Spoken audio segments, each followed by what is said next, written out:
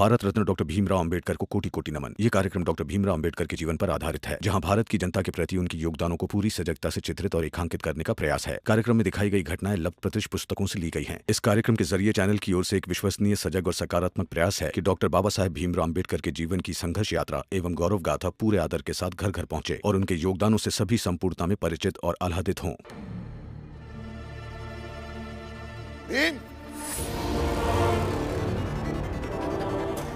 और सच बता,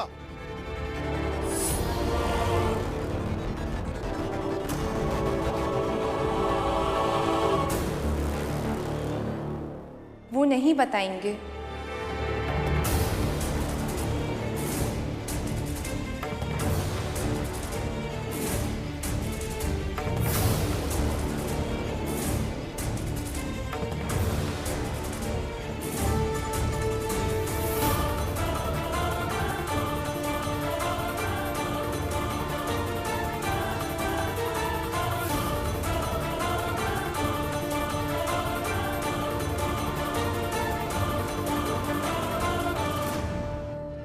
तू यहाँ काहे को आई है? जा यहाँ से जा। सबको सच बताने।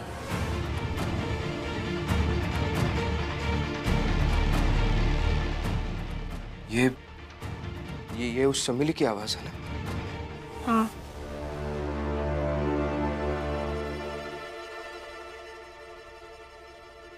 भीमराव अंबेडकर ने मुझे बचाया और फिर उसने कहा कि मैं यहाँ से चली जाऊं। लेकिन जाते जाते मैंने सोचा कि आखिर ये जोकू जाकर नाटक करेगा और शायद भीमराव सबको सच ना बताए, तो मैं आ गई। और जब आई तो बाहर से सुना कि यहाँ पर तो अलग ही मसला चल रहा है। चरित्रहीन भीमराव को साबित किया जा रहा है, जबकि वो तो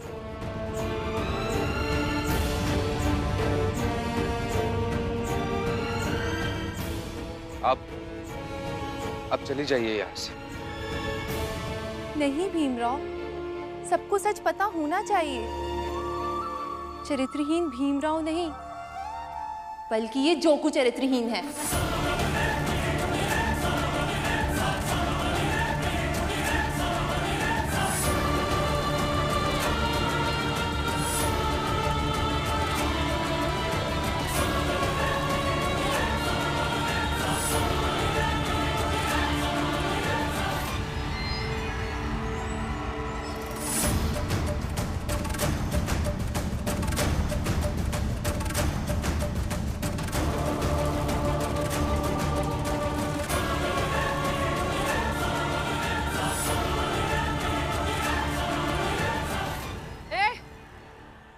वो कौड़ी की नाचने वाली औरत क्या बक रही है? मुझसे नहीं, अपने पति से पूछ। तुम्हारे गहने बेचकर मेरे साथ अकेले में नृत्य करना चाह रहा था ये।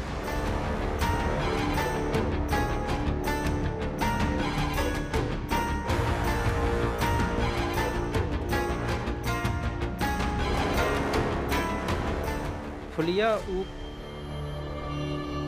हम ना वो थोड़ा सा बहक गए रहे।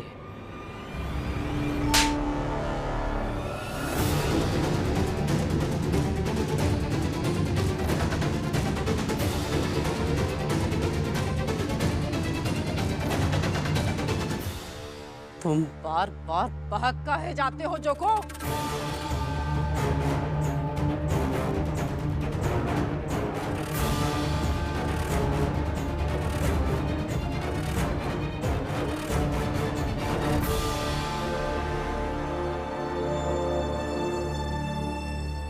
चमेली, मेरा भतीजा ऐसा कर ही नहीं सकता है। आपका भतीजा बहुत महान है। मैंने आज तक ऐसे महान व्यक्ति को नहीं देखा जो एक नाचने वाली को भी बहुत इज्जत देता हो।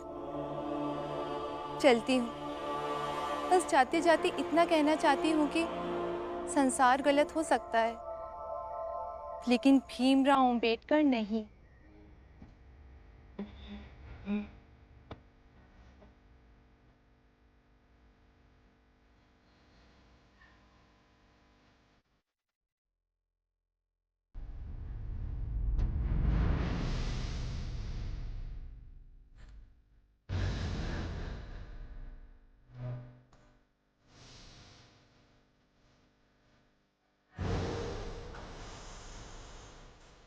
संविधान का है तो ही शिल्प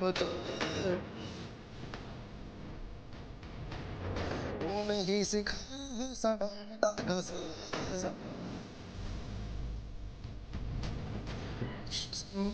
का है तो ही शिल्प ये सिखा समानता का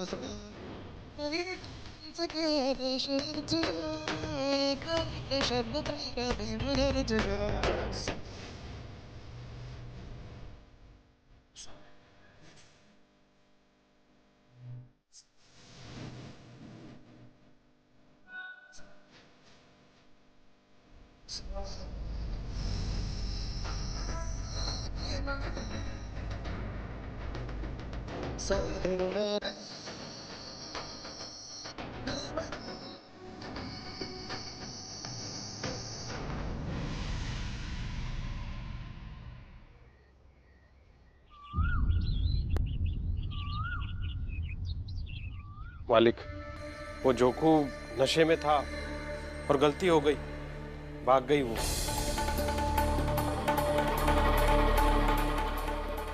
इस जोकू को तो छोड़ूंगा नहीं मैं। मेघना जी, जोकू को तो हम बाद में भी देख लेंगे। अभी ये सोचना है ना कि उन सारे विद्यार्थियों का क्या करें, क्योंकि वहां पर तो पढ़ाई चल रही होगी।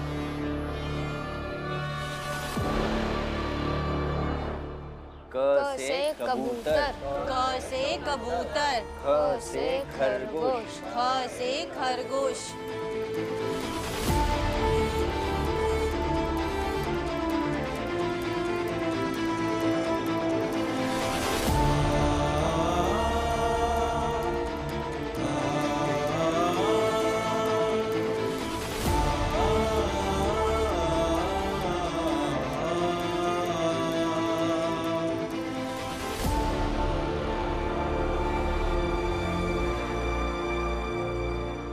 मेघनाथ जी, हमें जल्द से जल्द सोचना होगा, क्योंकि परीक्षा परसों ही है।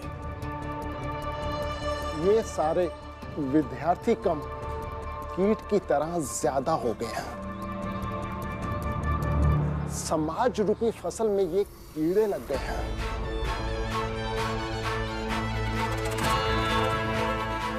अगर ये सब समाज रूपी फसल में कीड़े की तरह लग गए हैं, तो फिर कीड़े के साथ कीड़े जैसा व्यवहार करते हैं क्या? मतलब सब कुछ धुआं धुआं कर देते हैं। कैसे?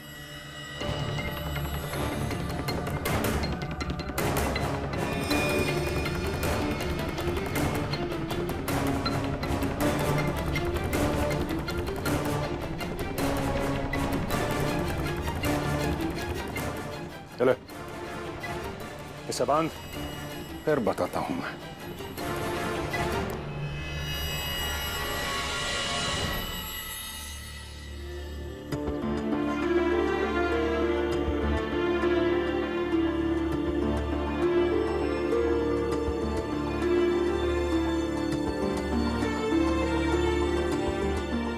बेटा, क्या कर रहे हैं? कुछ नहीं बाबा, परसों की परीक्षा के पहले उन सबको पहली कक्षा का पाठ्यक्रम पढ़ाया या नहीं ये देख रहा हूं। और ये देखकर विश्वास होगा कि सब समय पर चल रहा है ना? हाँ।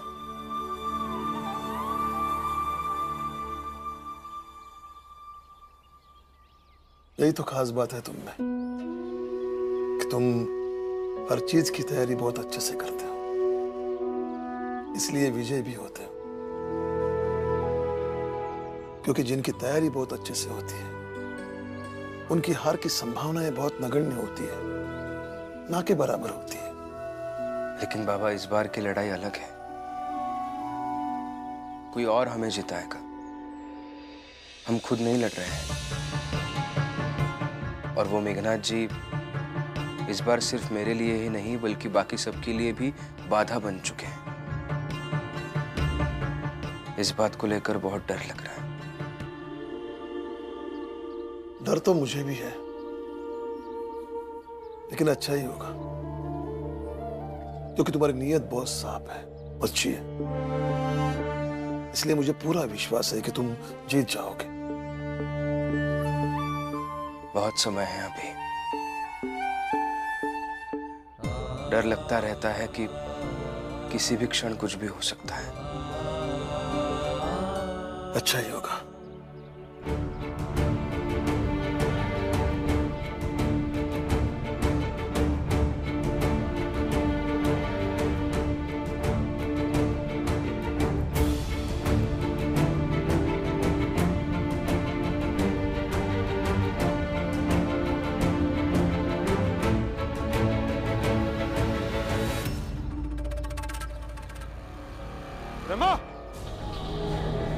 शिशुपाल, ये पढ़ाई नहीं होगी।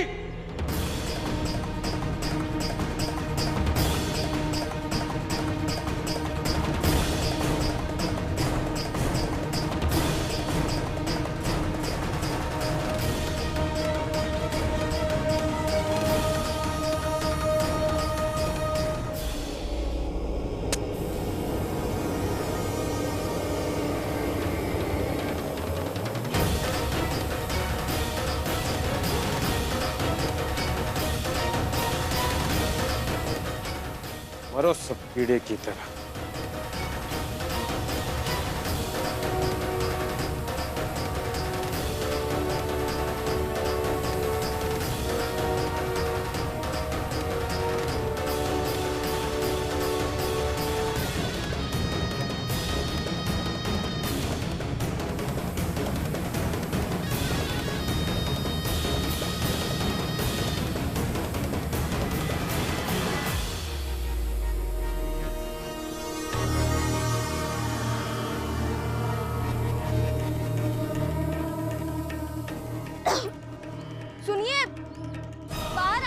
देखिए क्या हो गया।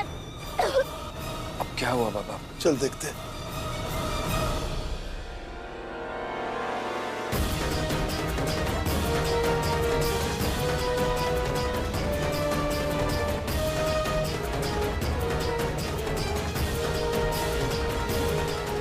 आप सब चिंता मत कीजिए, धैर्य रखिए।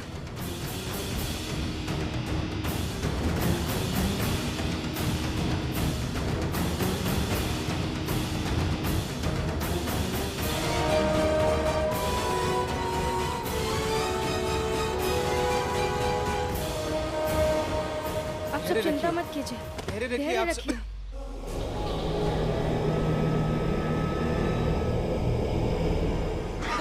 बोलिया, ठीक हो ना तुम? हट, छू मत हमका, दूर रह, चरित्रहीन आदमी।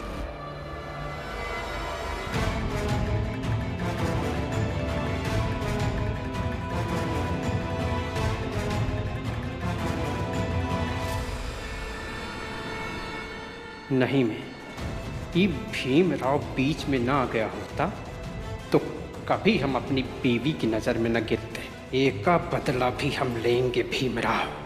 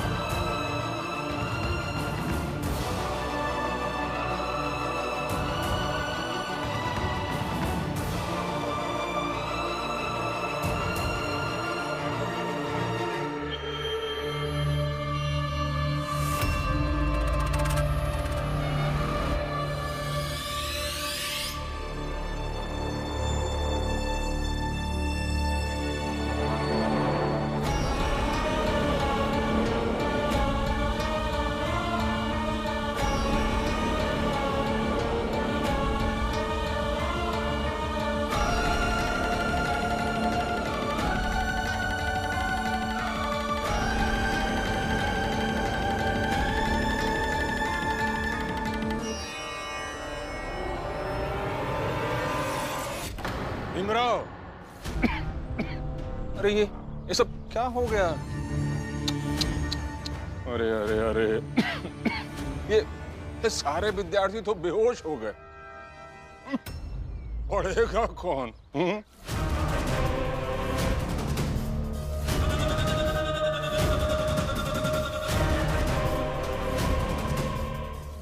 मालिक, इस भीमराव का कुछ कीजिए। इसके विद्यार्थी के चक्कर में कोई यहाँ आया और ये फेंक के चला गया। देखिए कैसे सब कांस रहे हैं, और इसकी पढ़ाई से हमें क्या लेना देना। लेकिन देखिए हम कैसे भुगत रहे हैं। भुगतोगे? अगर तुम्हारे साथ ये रमाबाई और भीमराव जैसे लोग रहेंगे ना, तो सारी जिंदगी भुगतोगे।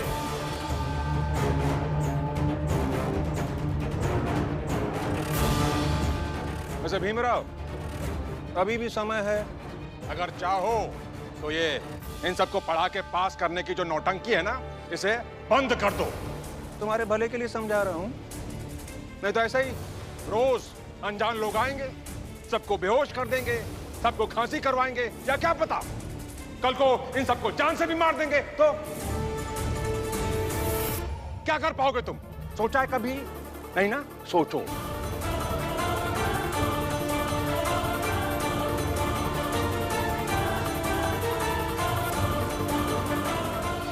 सोचो कि तुम्हारे लिए इन सब का जीवन महत्वपूर्ण है या इन्हें पढ़ा के पास करवाने की नौटंकी। विचार करो इस पे।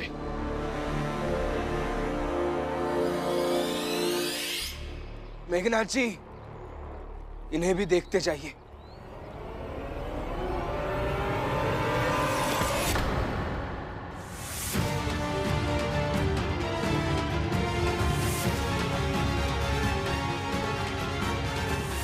शिशुपाल,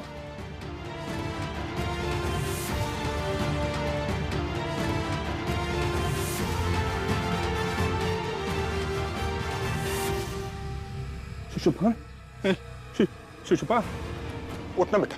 शिशुपाल, मैं तेरा बाबा हूँ, आंखें खोलना बेटा। शिशुपाल, शिशुपाल,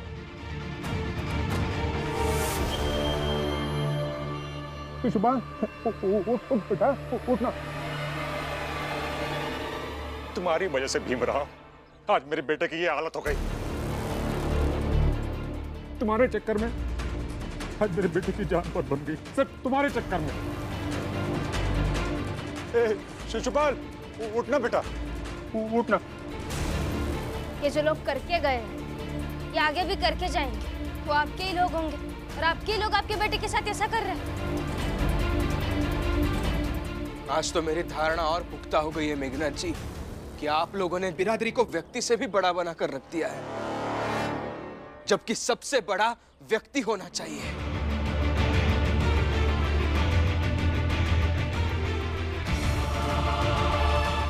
इसलिए मेघनाथ जी, जाइए और अपने लोगों को थोड़ा समझा कर भेजिएगा। कम से कम अपने बेटे को बचाकर कुछ करें।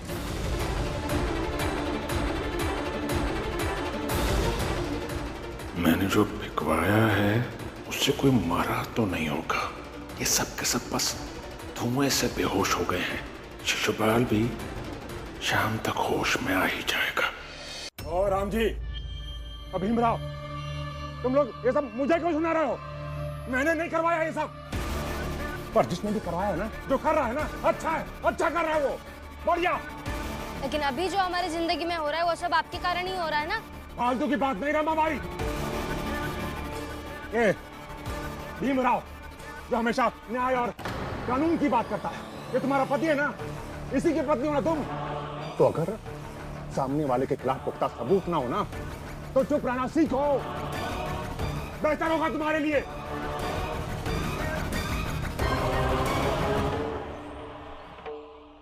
बेटा,